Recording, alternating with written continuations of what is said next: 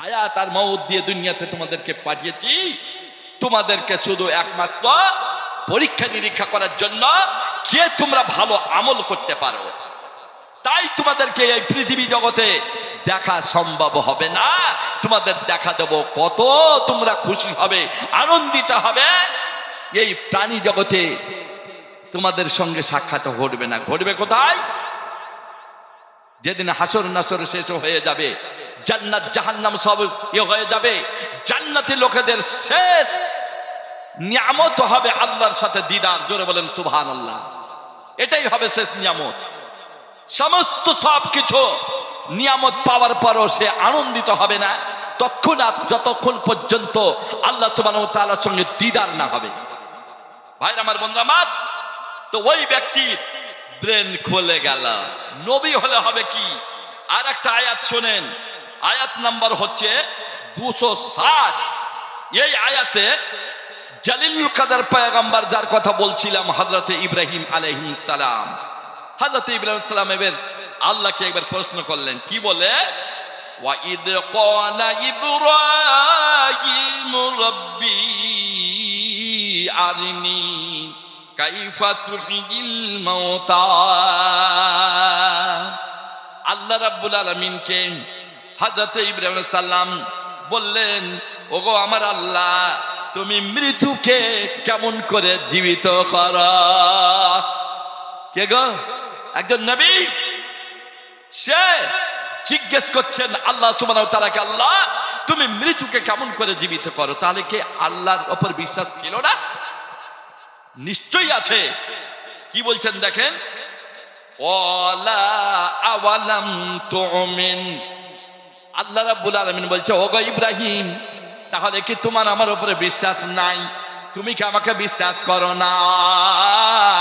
এই কথা যখন বললেন হযরত ইব্রাহিম সাল্লাম, তিনি একজন নবী, তিনি এবার আল্লাহকে এবার বলছেন, ক্বালা বালা ওয়ালাকিন লিয়াতমাইন্না কলবি।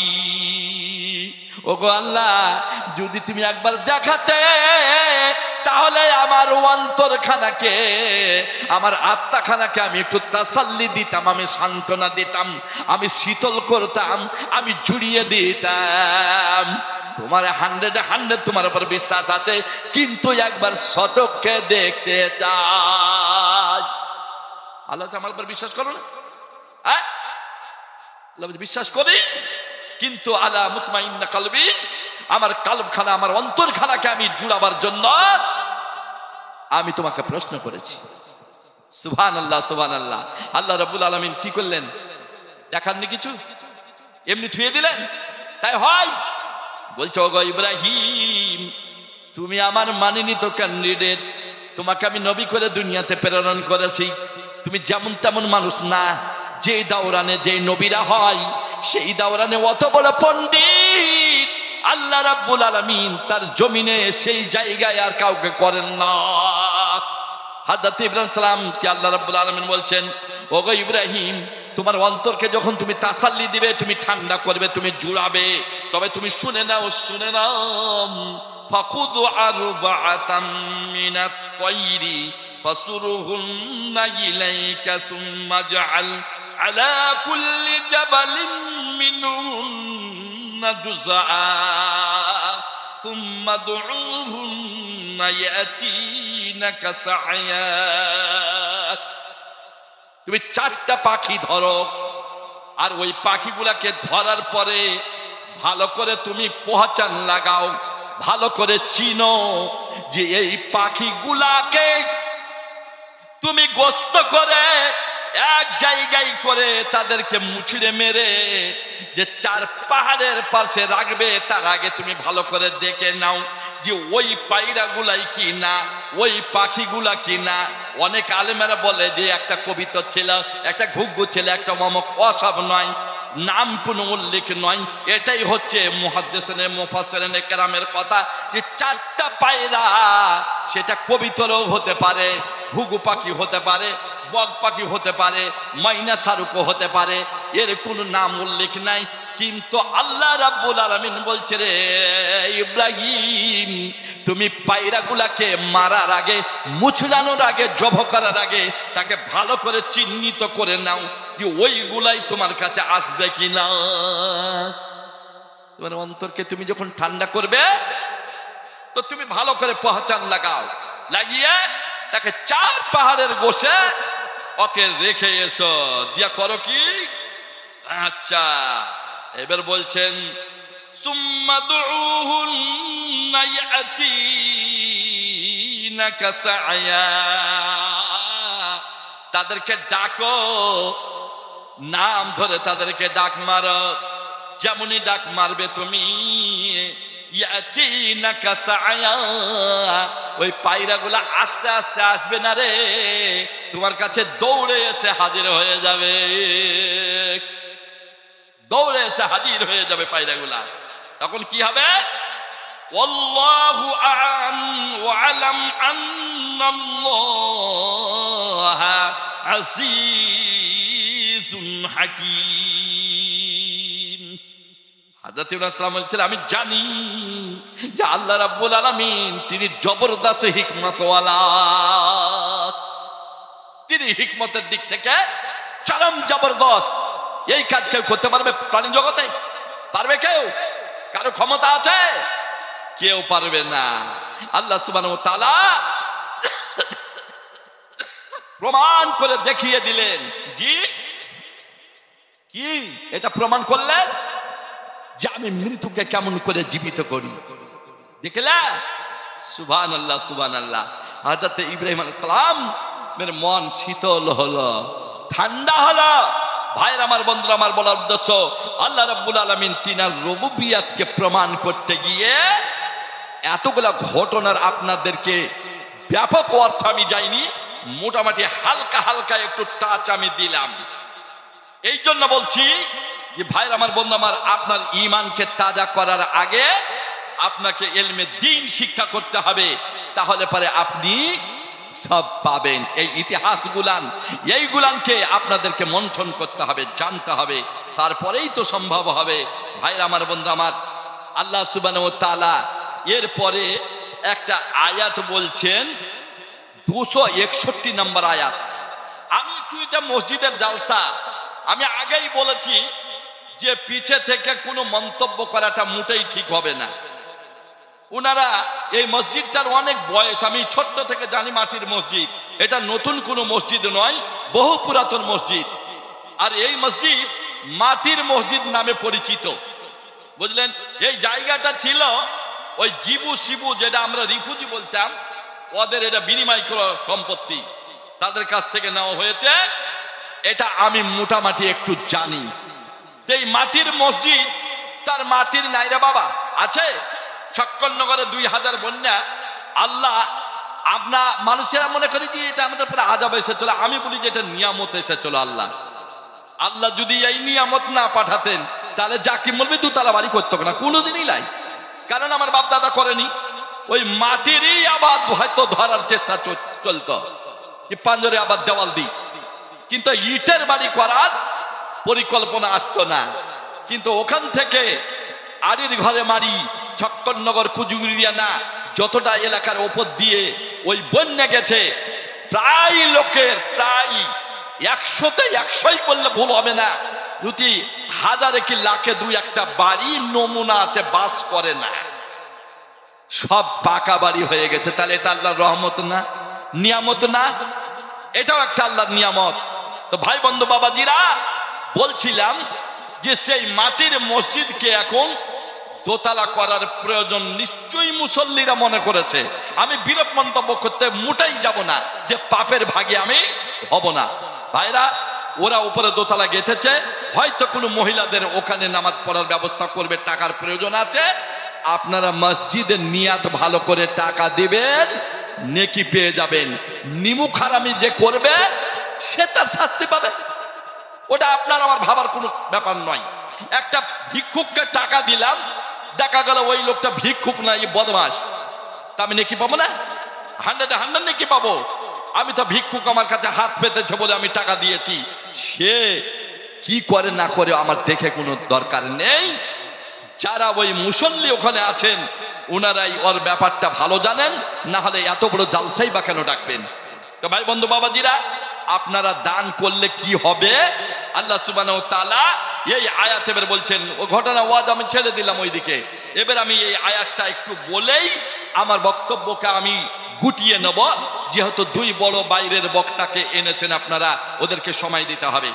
আমি বলছি বন্ধুরা আমার, ভাইরা আমার, আমি তো কোনো হিঙ্গালি বলিনি, আমি কুরআন থেকে বলছি। আল্লাহ সুবহানাহু ওয়া তাআলা বলছেন, আয়াত নাম্বার হচ্ছে 261, মাতালুল্লাযীনা ইউনফিকুনা আমওয়ালাহুম ফি সাবিলিল্লাহি কামাতালি হাব্বাতিন আমবাতাত সাবআ সানাবিলা ফি কুল্লি সুম্বুলাতিন মিয়াতু হাব্বা والله يضاعف لمن يشاء والله واسع عليم। আল্লাহ সুবহানাহু ওয়া তাআলা বলছেন, মাসালুল্লাযীনা ইউনফিকুনা আমওয়ালাহুম, ওই লোকদের মিসাল যারা আমার পথে নিজের মালকে খরচ করেছে আল্লাহর পথে। আল্লাহ রাব্বুল আলামিন বলছেন তাদের মালটাকে আমি কি করি, কামাসালে হাব্বাতিন আমবাতাত সাবআ সানাবিলা, ওই গমের দানার মতো, ওই শস্য দানার মতো আমি করি। একটা শস্য বদন করলে পারে একটা অঙ্কুর গজায়, ওর পাঁজরে আরো 6খানা গজিয়ে 7খানা হয়, 7খানা অঙ্কুর থেকে 7টা শীষ গজায়, আর 7টা শীষে এক একটা শীষে 100 করে আল্লাহ দানা দেন। আমার কথা নাই, পবিত্র আল কোরআনে বলছেন। তাই আমি আপনাদেরকে বলছি যে 100 করে দানা পান, তাহলে একটা গমের দানাতে আপনি 700টা দানা পেলেন। মাত্র 2-3 মাস, 2.5 মাস, 4 মাসের মাথাতে 700 খানা আপনি দানা পেলেন। একটা ধানে 700 ধান পেলেন, একটা গমে 700 গম পেলেন, একটা সরষ দানাতে 700 সরষ দানা পেলেন। আল্লাহ রাব্বুল আলামিন বলছে, বান্দারে তুমি যে দানটা করো সীমিত 10 টাকা, 100 টাকা, 500 টাকা, 1000, 2000, ওই টাকাটাকে আমি গুটিয়ে রেখে দিই না, ওই টাকাটা আমার ব্যাংকে আমি জমা করে, যেমন তোমরা ব্যাংকে টাকাকে বাড়াবার চেষ্টা করো। ওগো দুনিয়ার মানুষেরা শোনো শোনো, তোমাদের মালগুলাকে আমি আল্লাহ রাব্বুল আলামিন ওই শস্য দানার মতো আমি বৃদ্ধি করি, আমি বৃদ্ধি করি। বৃদ্ধি মানে বাড়ানো, আমি বাড়াই। আর সেইগুলা বাড়িয়ে কি হয়, পাহাড় সমান হয়। কিয়ামতের দিন একটা লোক ওর আমলের নেকি দেখে আশ্চর্য হয়ে যাবে, যে কি বলবে জানেন, এত নেকি কোথা ছিল আমার। আল্লাহ রাব্বুল আলামিন বলে, বান্দারে কোথা ছিল তুমি জানো না, এতগুলা নেকি কোথা ছিল তুমি জানো না। তুমি কি ওই মাটির নামক মসজিদে 1000 টাকা দিয়ে গেলে, আর কত আগে তুমি দিয়েছিলে রে, লক্ষ লক্ষ হাজার হাজার কোটি কোটি বছর আগে তুমি দানটা করেছিলে। ওই দানটাকে আমি তোমার গুটিয়ে রেখে দেই নাই, সেটাকে আমি আমার ব্যবসায় খাটিয়ে এত লাভবান হয়েছ, এত মাল হয়েছে। মাদা তাকসিবু গাদা, তুমি যেমন বলতে পারবে না কালকে কি উপার্জন করবে, কে খাবে, এইরকম তুমি জানো না তোমার মালকে আমি কত বৃদ্ধি করেছি, আমি কত বাড়িয়েছি। তোমার আমি কে, তোমার হলাম আমি রব, আহকামুল হাকিমিন, জগতের বাদশা। তোমরা পার্থক্য জীবনে যদি সুদের টাকা গনে গনে লক্ষ লক্ষ টাকা অঙ্ক করে নিতে পারো, সামান্য একটু ইলম দিয়েছিলাম, জ্ঞান দিয়েছিলাম হযরতে খাজিরের কাছে। হযরতে মুসা সাল্লাম যাচ্ছিল ইলম শিক্ষা করার জন্য, একটা ছোট্ট পাখি পড়েছে কোথায় রে, ওই দরিয়ার মাঝে একটা ছবল মেরেছে, মারার পরে চুচে যে একটু পানি উঠেছে। হযরতে খাজির আলাইহিস সালাম মুসাকে বলছে, ওগো মুসা তুমি কি জানো এই দরিয়ার পানিতে যে ছোট্ট পাখিটা ছবল মেরেছে, ওর চুচে কি পরিমাণ পানি উঠেছে, এটা কি তুমি দেখতে পেছ? যে দরিয়ার পানির কোনো কমি কমতা দেখা দেয়। বলছেন হুজুর কি বলছেন, হ্যাঁ একটা ছোট্ট পাখি দরিয়াতে ছবল মেরে একটু চুচে পানি উঠেছে তার ঠোঁটের ডগায়, এতে কি দরিয়ার পানির কোনো কম হয়? তাকে বলছে এলেম শিক্ষা করতে এসেছো আমার কাছে, জানো এই দরিয়ার পানিটা এটা হচ্ছে আল্লাহর এলেম। আর আমার মতো খাদির, তোমার মতো মুসা, আরো কত মুসা যত নবী এসেছিল, কত জ্ঞান দিয়েছিলেন আল্লাহ। বলছে চুচের পরিমাণে যে পানিটা উঠেছে রে, এটাকে দুনিয়াকে আমি বন্টন করেছি এই ইলমে। সুবহানাল্লাহ বলবেন না একবারও? জোরে বলেন সুবহানাল্লাহ। আরে বাংলাদেশের বক্তারা সুবহানাল্লাহ না বলে ওয়াজি করবে না, বুঝলেন? ওরা বলিয়ে তো ছেড়বে। তা দোয়া করেন বাংলাদেশের মাটিতে আল্লাহ যদি লিয়া যাওয়াই, বহুদিন পর, প্রায় 30 বছর পরে আমি 1 তারিখে যাব, কদম রাখছি, একটু দোয়া রাখেন। একাই যাব, আর একজন সাথী আছে, এখন যাবে কি জানি না। আমাদের ওই ফুপা হয়, দিনদার ফুপা, তো শরীর খুব ভালো নাই, দেখা যাক কি হয়। তো বুঝলেন আল্লাহর ইলিম আর দুনিয়ার কত ইলিম। আল্লাহ বলছে ও দুনিয়ার মানুষেরা, তোমাদেরকে শুনাতে এটা কেমন মনে হবে যে এত নেকি হয়? তো বলছে হয়। আল্লাহ রাব্বুল আলামিন বলছেন সেই নেকির পাহাড় তোমাদেরকে আমি তৈরি করে রেখেছি, এটা তোমারই নেকি, তুমি জানো না। তো বলছিলাম ভাইরা, বন্ধুরা, বাবাজিরা, আমাকে যদি বলান তো আমি তো ভুলেই চলে যাব। এই তো আমি কোরআন ফাঁক করে বসে আছি, সারা রাত তো চলে যাবে। যেহেতু আমি দেখে দেখে বলছি, মুখস্থ আছে, তবে কেন দেখে বলছি? লাইন চুত জানে না হয়, এই জন্য দেখে বলছি। এটা ভাববেন না, আপনি খুলে বলেন দিনে দেখি, 2-4 মিনিট ক্ষমতা নাই, পারবেন না। এটার জন্য আগে প্রশিক্ষণ নিতে হয়েছে, তারপরে তো বলা যাবে, সম্ভব হবে। তো বলছি এই মাটির মসজিদ পাকা হয়েছে, এবার সাঙ্গে মারমার হবে, বুঝলেন? পাথর দিয়ে বাঁধানো হবে, তাকে ভালো করে চকচকা করে। একটা হাদিসের উপর আমল করছে এরা, যে বাড়ি ঘরের থেকে ইবাদত খানাকে সুন্দর করতে হবে। হাফিজ নুহুদ্দিনের মুখে দেখলেন, শুনলেন যে কিয়ামতের এইগুলার লক্ষণ, যে মসজিদ বড় বড় ইমারত হবে কিন্তু মুসল্লি হবে না, সালাত আদায় হবে না। এটা হচ্ছে কিয়ামতের পূর্ব লক্ষণ, বুঝলেন? যদি তাই না হবে তো কিয়ামত কবে হবে? জি, কিয়ামত হবেই না তো, তাহলে এটা তো হতেই হবে। তো বলছি বন্ধুরা আমার, ভাইরা আমার, ওই মাটির মসজিদে কে এমন ব্যক্তি আছেন যে 1 কলমে 5,000 টাকা দিবে আমার হাতে?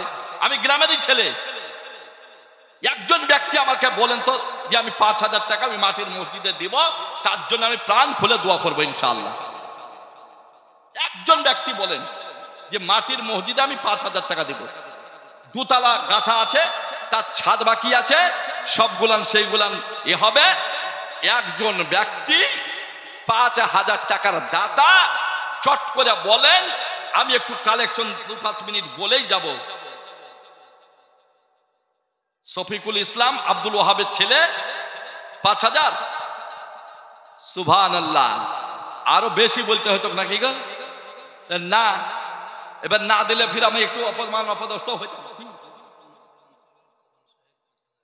সুবহানাল্লাহ। হনুমন্ত নগর এলাকা অঞ্চলের প্রধান সাহেব, উনি আছেন কি? আল্লাহ, একটু আসেন না ভাই, একটু দেখি আপনাকে। সেদিন গেছিলাম তো দেখা সাক্ষাৎ হয়নি। আমাদের ওই হোসেননগরের মাদ্রাসার ক্যাম্পে গেছিলাম তো, আচ্ছা, চিঠিও দেওয়া হয়েছে ইনশাআল্লাহ। তো উনি আছেন, কোথায় আছেন একটু আসুন না, আপনাকে একটু দেখা করি। আসুন, আছেন, কোথায় আছেন? একটু আসেন, আসেন, আসেন। আমি এই গ্রামের ছেলে হলেও আমি বাইরে সবাই ইউটিউব আদায় করবে, চুপ সব, যে যা পারবে করবে। আমি আমার ক্যাপাসিটিতে আমি একটু যা পারি করি। হ্যাঁ, লেস হয়ে গেলে এটাই। আসেন,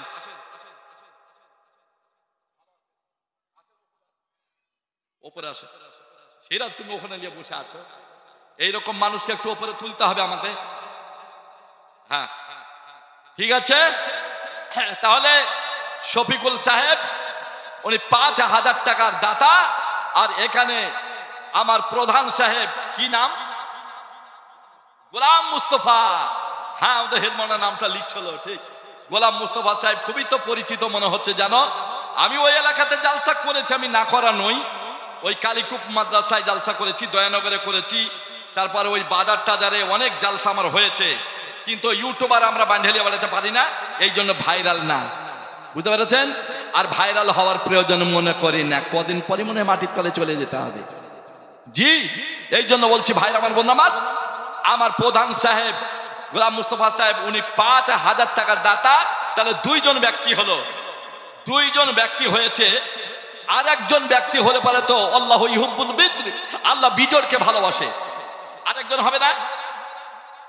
আরেকজন ব্যক্তি হলে পারে খুবই ভালো হয়। আর একজন ব্যক্তি বলেন যে 5,000 টাকা আমি দেবো, আমি একসঙ্গে দোয়া গালা করে দেবো ইনশাআল্লাহ আজিজ। আসুন, কে আছেন এই পাড়ার এই মাটির আশেপাশেকার লোকজন আসুক, বলুক। একজন ব্যক্তি আমি দেখছি আছেন, আমার কবিরাজ ভাই গো, উনি ইচ্ছা করলে দিতে পারবেন। তো নামটা বলবো? আমি তো ভয় করছি একটু বলতে, বলবো না? তা আপনি কতটুকু পারবেন দেন, কিছু দেন। তবে এরা 2 তালা করবে বলছে। হ্যাঁ পারবেন, আপনার অনেক দান আছে, আমি অনেক করেছি ইনশাআল্লাহ আজিজ। আমি জানি আল্লাহ সবকে এক পজিশন দেয় না, এটাও একটা গ্রামের ঐতিহ্য, এটা ভেবে নিয়েন না। যে কবিরাজ নামে হাজার হাজার মানুষ এখানে এসেছে, আমাদের এখানে ধুলি পড়েছে, আপনি জানেন জানেন না? একটা দামি লোক আমাদের গ্রামে আজকে এসেছিল, আপনারা কেউ জানেন না। ওকে জীবনে আপনারা পাবেন না, কিয়ামত অবধি তপস্যা করলে পাবেন না। যার নাম হচ্ছে আসগার ইমাম মেহেদী, আসগার আলী ইমাম মেহেদী। তিনি ভারতবর্ষের, ইনি আহলে হাদিসের একজন, তিনি হলেন আমির। আমির কাকে বলে জানেন? আমির।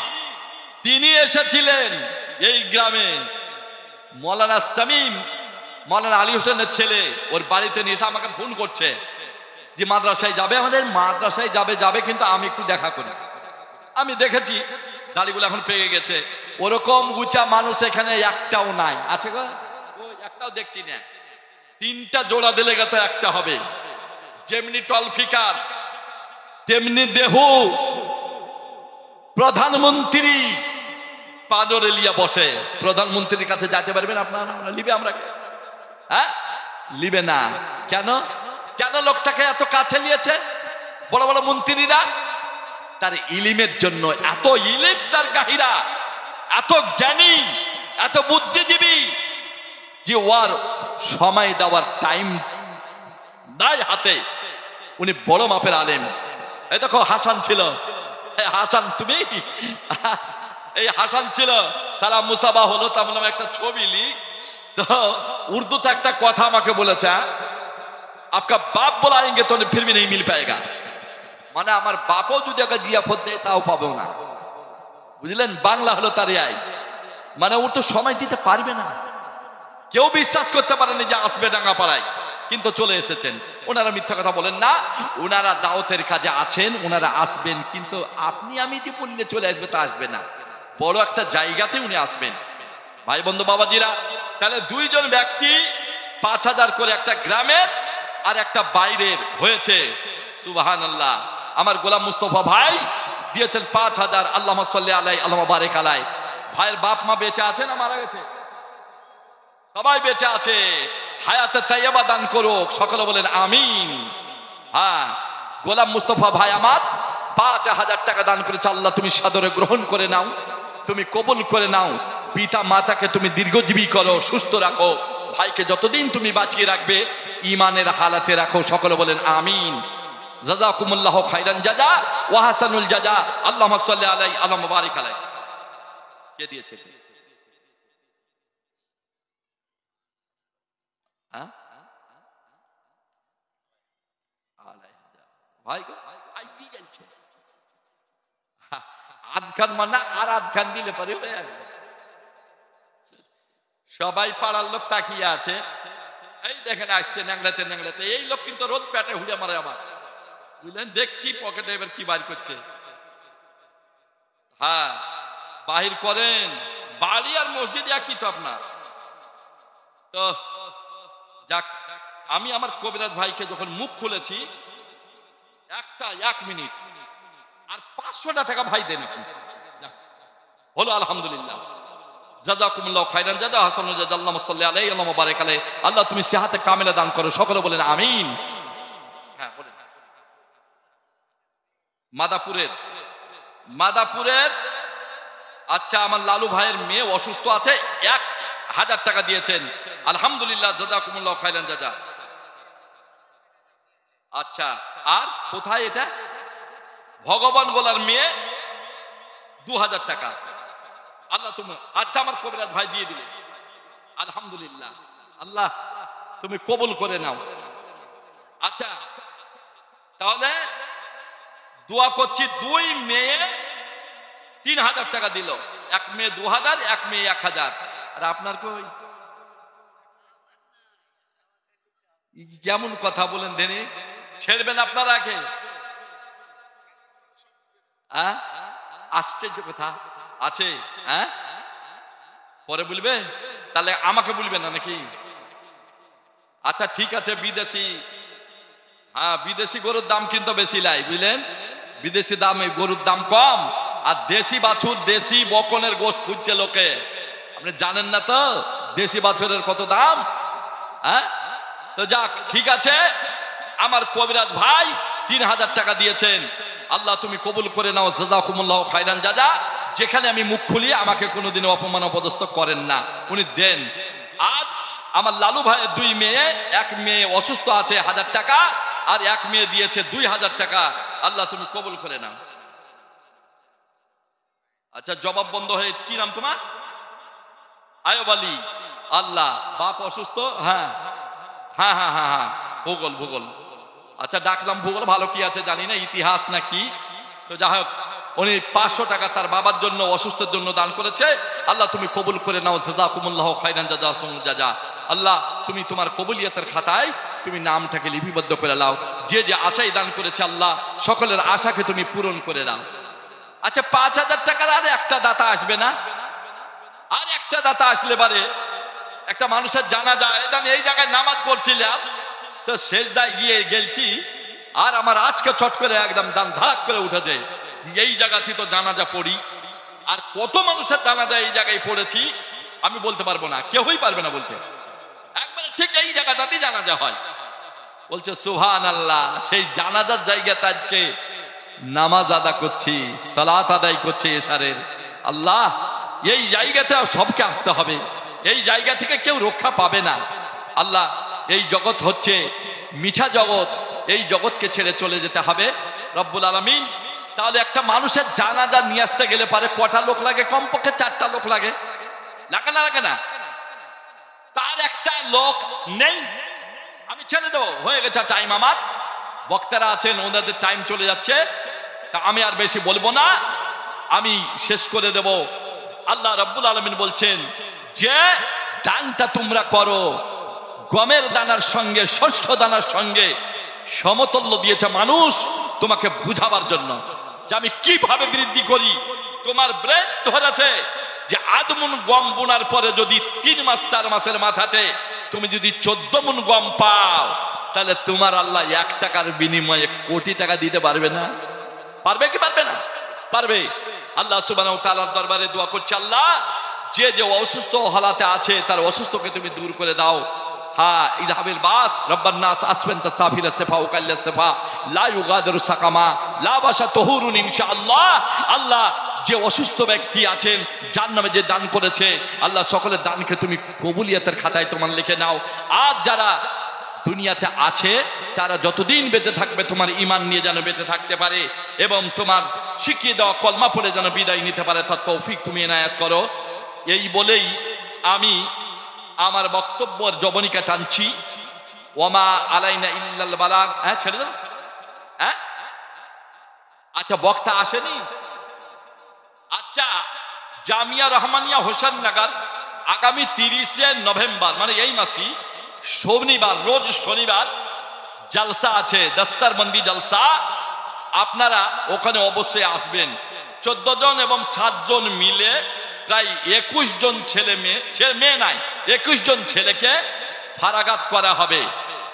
এলাকাতে বড় বড় মাদ্রাসা আছে, কিন্তু এত ফারাগাতের ছেলে আমি কয়েক বছর থেকে দেখছি কোনো জায়গাতে নাই। এই টলাতে নেই, বাইরে আছে, উত্তরপ্রদেশে দারিয়াবাদে, কিষানগঞ্জে, তারপর মুম্বাইয়ে, ও কথা আলাদা। কিন্তু এই দেশস্থ এলাকার যে মাদ্রাসা, এই সমস্ত মাদ্রাসাতে সোলেডাঙ্গা, লালগোলা, তারপরে যত আছে এইগুলানে এতগুলা দাওরা হাদিসের ছেলে আমি দেখিনি। আমার নলেজের বাইরে, কারো জানা থাকলে বলবে, আর থাকলে তো তার পাগড়ি বাঁধবে। তো এবার আমাদের যে ফারাগাত হবে সেটা 14 আর 7 জন কারি আর 14 জন মৌলানা পাস করছে, তাদের সানাদ হবে। অবশ্যই আপনারা যাবেন, সকলের আপনাদের দাওয়াত রইল। হ্যাঁ, বক্তা আসেনি, এর জন্য এবার একটু চালাতে হবে। আমাকে বলেছে একটু চালাতে যাবে, বেশি চলে যাবে তখন। হ্যাঁ, তো বলছে শোনেন, দান করলে আপনার দান বৃথা যাবে না, কোনো মতে বৃথা যাবে না। বন্ধুরা আমার, ভাইরা আমার, হাদিস বুখারী শরীফে একটা হাদিস এসেছে, আল্লাহর নবী বসে আছেন, একজন ছেলে, ইয়াতিম ছেলে এসে আল্লাহর নবীকে বলছেন, ইয়া রাসূলুল্লাহ, আমি ইয়াতিম, আমার কেউ নেই। ইয়াতিমের বিচার হয় না, হয় গো? ইয়াতিমের বিচার ভালো করে হয়? এখন বিচার কার ভালো হয়? যার বংশ বড় লাঠি আছে, যার গন্তির মানুষ আছে, তার দিকে লোক কথা বলে, বুঝলেন তো বন্ধুরা আমার, ভাইরা আমার। এবার ওই ছেলে এসে বলছেন, হুজুর আমার একটা বিচার, আমি ইয়াতিম ছেলে, আমার কথা চলে না, আমার বাগানের পাশে একটা বাগান আছে, তা আমি ইয়াতিম ছেলে কার সঙ্গে ঝামেলা করব? আমার বাগানটাকে আমি ঘেরবো। কিন্তু ঘেরতে গিয়ে দেখছি বাগানওয়ালার পাশে যে বাগান আছে, ওই বাগানওয়ালার বাগানে তার গাছের গোড়া আর গোটা বডিটা হচ্ছে আমার বাগানে। আমি গেলাম আর বললাম, চাচা আপনার গাছটা আপনি মেহেরবানি করে কেটে নেন, আমার বাগানটাকে আমি বেড়া দেব, আমি ঘিরব, কিংবা আপনি ইয়াতিম ছেলে আমাকে দান করেন, আর না হয় আপনি বিক্রি করেন। ওই ব্যক্তি বলছেন, না আমি বেচবো না, আর তোমাকে দানও করব না, আর আমি কাটবো না। তো হুজুরের ফয়সালা করেন। কোনো মতেই ফয়সালা। ওই ব্যক্তিকে ডাকা হলো, জি ওই ব্যক্তিকে ডাকা হলো, ওর নাম হচ্ছে আবু লোবাবা।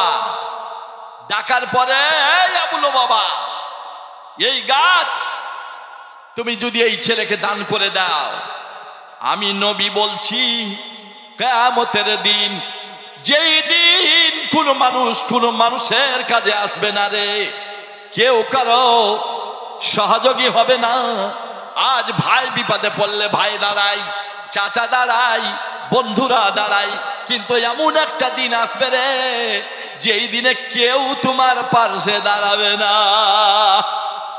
আমি নবী বলছি, তোমার ওই হ্যান্ডিক্যাপ গাছটা যদি তুমি দান করে দাও, তাহলে তোমাকে জান্নাতে এত বড় একটা গাছ দেওয়া হবে, বাগান দেওয়া হবে।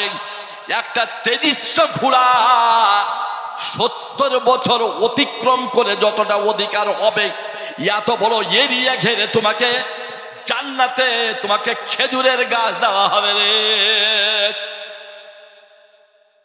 আপনি যতই চিল্লা মুড়ে দেন আর দিল্লি আর মাদ্রাজ থেকে বক্তা আনেন, যার কঠোর দেল কেউ গলাতে পারবে না।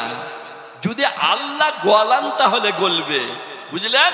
তাছাড়া গলাতে কেউ পারবে না। ওই ব্যক্তি বলছে, বাকি সাইদায় আমি করি না, কবে কিয়ামত হবে সেই দিন দেবে, তা হবে না।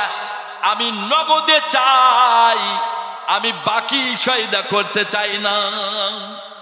অনুমতি যখন রাজি না হলো, তখন এবার বলছেন যে এত বড় ওয়াফার, এ কোন বোকা লোক রে, তাও লিল না।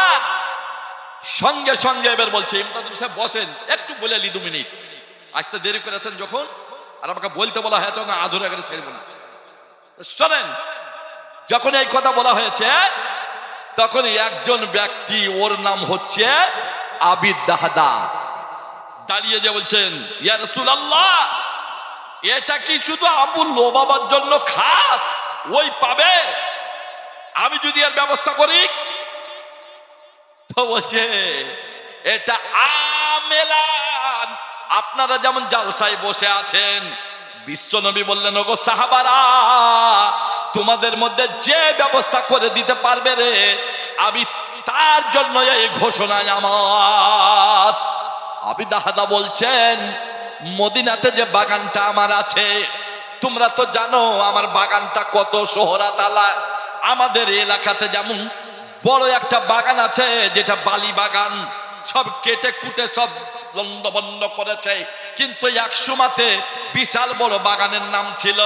যেই জায়গাতে জালসা করছি এটাও বিশাল নাম করা বাগান, বাহির বাগানিয়ার নাম। এখন বাহির বাগানের আর ঐতিহ্য নাই, সব শেষ হয়ে গেছে। ওই ব্যক্তি বলছে, রে ভাই, আমার বাগানের তোমরা বৈশিষ্ট্যটা শুনে নাও। আমার বাগানে একটা বাগান বাড়ি আছে, বাগানের ভিতরে একটা বাড়ি আছে, যেখানে আমার ছেলে মেয়ে নিয়ে বাস করি, আর মিঠা কুয়ার পানি আছে রে। আর ওই পানি বিশ্বনবী হযরত রাসূল করিম সাল্লাল্লাহু আলাইহি ওয়াসাল্লাম তিনি পান করেন। বলছে যদি ওই গাছটা দাও, এইগুলা সব দিয়ে দিব। আর চট করে উঠেছে, উঠে বলছে, গো সব সাক্ষী থাকেন, সত্যি বলছ? বলে হ্যাঁ। বাগান দিয়ে দিল। বাগানের বিনিময়ে, ওই গাছের বিনিময়ে বাগান বাড়ি, মিঠা কুয়ার পানি সব যখন দিয়ে বাড়িতে গেছে, বাড়িতে যাওয়ার পরে বিবিকে বলছ, গো বিবি, তোমার ছেলে মেয়ে নিয়ে, তোমার বাড়ির জামা কাপড় কিছু সরঞ্জাম নিয়ে তুমি বেরিয়ে চলে এসো। বলে কেন? বলে বাড়ি বিক্রি হয়ে গেছে। তা আপনি যদি একটা সম্পদ বিক্রি করেন, তা আপনার বিবি আপনাকে জিজ্ঞেস করার হক রাখে না? রাখে না? রাখে। তো বলছে কি দামে বিক্রি করলেন একটু আমি শুনবো। তো বলছে, শোনো, আমি যে বাগানটা বিক্রি করেছি, বাড়িটা বিক্রি করেছি, বিশ্বনবীর ঘোষণা, কিয়ামতের দিন আল্লাহর নবী এত বড় গাছ আমাদের পাইয়ে দেবেন, এত বড় বাগান পাইয়ে দেবেন। একটা তেজস্ব ঘোড়া 70 বছর ধরে যতটা জায়গার অধিকারী হবে, এত বড় বাগান জান্নাতের মধ্যে আমাকে দেবেন। বলছে সুবহানাল্লাহ, এত লাভ্যাংশে আপনি বাড়ি দিয়েছেন। ভাইরা আমার, বন্ধুরা আমার, বলার তো অনেক ছিল, বক্তাকে বসিয়ে রেখে সেই দিনাজপুরে থেকে এসেছে, বুঝলেন, বয়সে ছোট।